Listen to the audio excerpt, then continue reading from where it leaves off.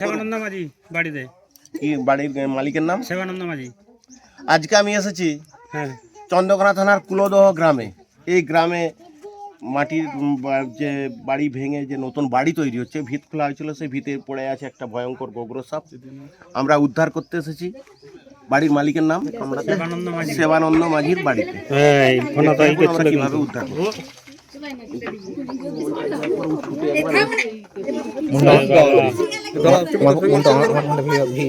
ছবিটা করো।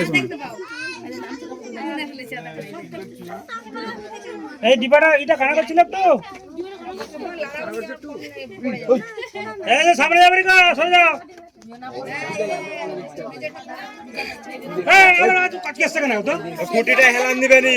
খুঁটিটা ধসে যাবে, খুঁটিটা হেলান দিবে। আরেকটা কি মই লাগবে? আরেকটা মই হলো ভালো, তো এই মইটা স্লিপ করবে মনে। আর মই আছে কি? খালি একটু দাঁড়িয়ে যান নালে। বড় মইটা দিলাম। দে বড় মইটা কথা। একটু দাঁড়িয়ে যান নালে। ভিডিওটা ভালো করে করবি তুই। সাপটা যেমন উঠে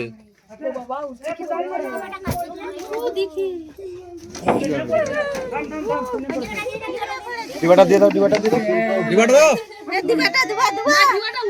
ডিবাটা না এখানে লয়, আমি উপরে তুলবো। ওই দাঁড়া পায়ে পাতলে কিছু আর মই লাগবে?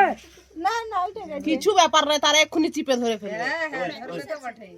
আমাদেরকে বলতে হবে। ওই এই আমাদের পরে কিছু পাঠাবি। আমি নেমে পড়লাম তো। না না ফিরবে, তার জ্ঞান নেই। এই তো সরে যাও। লোকগুলোকে ফিরে চলে দেখে দাও। এই সরে যা, সরে যা, সরে যা, সরে যা, সরে যা। তুই ভিডিও কর, তুই ভিডিও করে যা, তুই ভিডিও করে যা।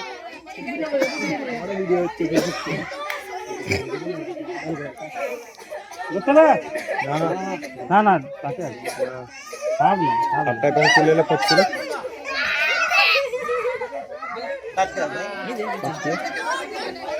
বিশাল সাপ। আমি যাবো না, একে যাবে যাও। আমি মাথা বড়। আমি যাবো না।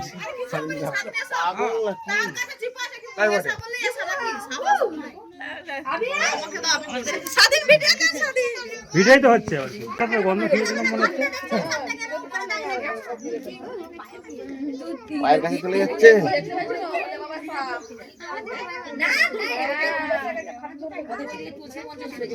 আচ্ছা যদি বাড়ি থেকে বেরোয় তাহলে জোর থাকতে পারে, কিন্তু আবার আপনি চুপ করুন, খুব বেশি কথা বলছেন। না বলি যদি আবার একটা বের আসবেন তো ফোন করলে। 10টা বেরোক না, আবার আসবো। হ্যাঁ সেটাই বলছি আর কি।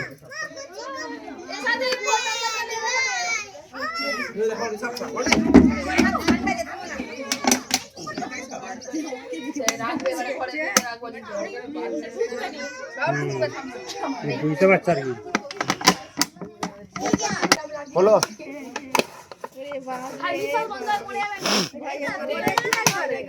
ওই যে পিন পেয়ে দিচ্ছে কানা করতে না।